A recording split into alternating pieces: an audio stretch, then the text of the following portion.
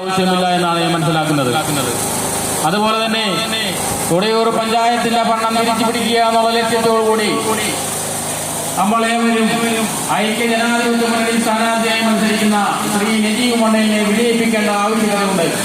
കാരണം നിങ്ങൾക്കെല്ലാവർക്കും അറിയാം, കൊടിയൂർ പഞ്ചായത്ത് നടക്കുന്ന അഴിമതിയും സ്വജനപക്ഷപാതവും അതുപോലെ തന്നെ പിൻവാതിൽ നിയമനവും ഇടതുപക്ഷക്കാരെ മാത്രം തിരികെ കയറ്റിക്കൊണ്ട് കൊടിയൂർ പഞ്ചായത്ത് കമ്മിറ്റി നടക്കുന്ന അഴിമതി ഭരണത്തിന് അറുതി വരുത്തണമെന്ന് അഭ്യർത്ഥിച്ചുകൊണ്ട് ഇന്നിവിടെ നടക്കുന്ന ഈ റോഡ് ഷോയും അതുപോലെ തന്നെ MSFന്റെ ഈ പരിപാടിയിലേക്ക് നിങ്ങൾ ഏവരെയും സ്വാഗതം ചെയ്യുന്നു. അതുപോലെ തന്നെ നിങ്ങൾക്കറിയാം, ഇന്ന് മറ്റേ 3 സ്ഥാനാർത്ഥികളോട് മത്സരിക്കുന്നുണ്ട്. LDF-ന്റേതായാലും SDP-യുടേതായാലും BJP-യുടേതായാലും ഇവരെയൊക്കെ നമ്മൾ ഇലക്ഷൻ സമയത്ത് മാത്രമാണ് കണ്ടുവരുന്നത്.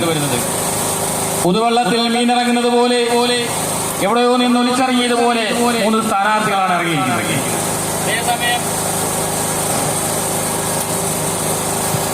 അതേസമയം നമ്മുടെ സ്ഥാനാർത്ഥി എന്ന് പറയുന്നത് നമ്മൾക്കേവർക്കും സുപരിചിതനായ ശ്രീ മണ്ണയിൽ നജീബാണ്.